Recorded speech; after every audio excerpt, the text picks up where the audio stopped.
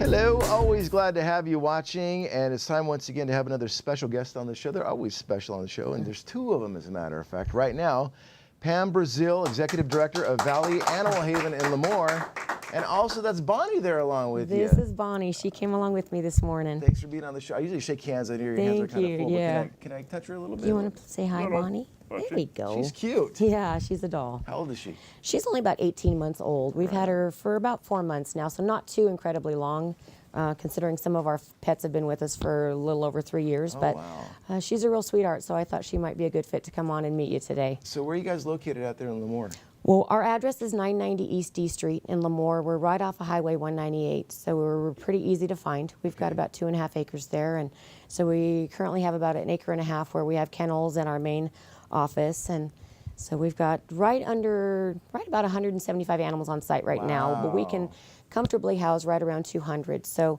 and that's a combination of dogs and cats.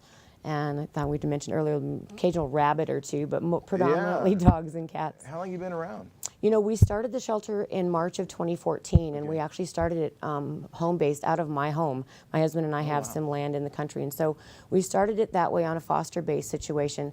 And we moved to our current facility in January of 2015, so we are just now ready to celebrate our 3rd anniversary at our current location. Congratulations. Thank you. We're real excited. And in our first year of business in 2014, we actually had 38 adoptions, which for being foster-based was pretty exciting. But then in 2015, when we had our first year at our current facility, we had 282 adoptions. And then last year in 2016, we had 497.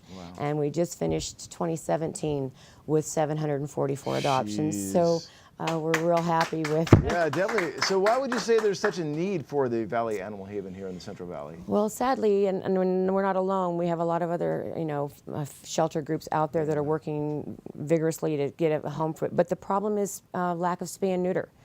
Folks just don't realize that that's so paramount in keeping the unwanted pets population under control. And so their pets aren't getting spayed or neutered, accidental litters are happening, and then it comes down to the shelters and rescue groups stepping out and trying to make room and find homes for these unwanted and formerly unloved pets. It's a no-kill shelter where you're at, too. We are a no-kill shelter, so animals stay with us absolutely as long as it takes to find them a family. In fact, we just had one of our long-term kitties adopted just before Christmas. She was actually one of our residents that came on board with us in November of 2014. So she celebrated 3 years with our shelter and finally found the right fit for her family. Are you serious? So that's a long time. we were real excited. It was a very long time. She was predominantly feral cat when she came to stay with us, but with our lot of patience on our part and our amazing staff and our amazing volunteers working with her, got her to a point where she was friendly and happy, and she finally found a family. Speaking of feral cats, if somebody finds one in their neighborhood and they actually catch one and trap one, can they take them to you? We don't have a feral cat colony, so we can't help with that, but our best recommendation is to do, and most in fact, the SPCAs in our valley are very, very diligent about doing trap and release programs, and that's where the feral cats are trapped, they're taken into their facilities and spayed or neutered, and then returned back to the habitat that they came from. And that's at least a way to help the population get under control. So those populations will eventually die out on their own, but it's decreasing the furtherment of the breeding that's going on with those. Now, how do the animals get sent to you guys? Well, we do take a few owner surrenders, but it's on a very smaller scale. Our main focus is saving lives, so we reach out to animal control agencies literally throughout the San Joaquin Valley, and we'll bring in animals from those facilities that would have otherwise been euthanized for space and time.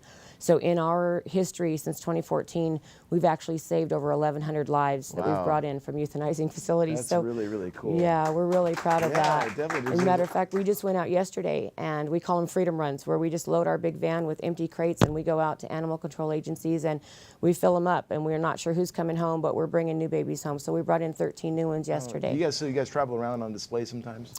Well, we'll contact the animal control agencies and those that have overpopulation or overabundance of animals in their facility at any point in time, and if they need our help with helping get their numbers down and so that they don't have to euthanize for space and time, we're there. I wonder if Bonnie can look at the camera. Hi, Bonnie. That was Bonnie up for adoption? Bonnie is up for adoption, and she's a very sweet girl. Aww. She's only about 18 months old. She's really, really good with kids and dogs, and she seems to be actually tolerant of cats as well. So, good. yeah, so we're hoping that she finds her family soon. Well, they're like therapy too. They're very calming. Oh, absolutely. I know just hanging on to her and her onto me is helping, you know, always. They just bring such joy.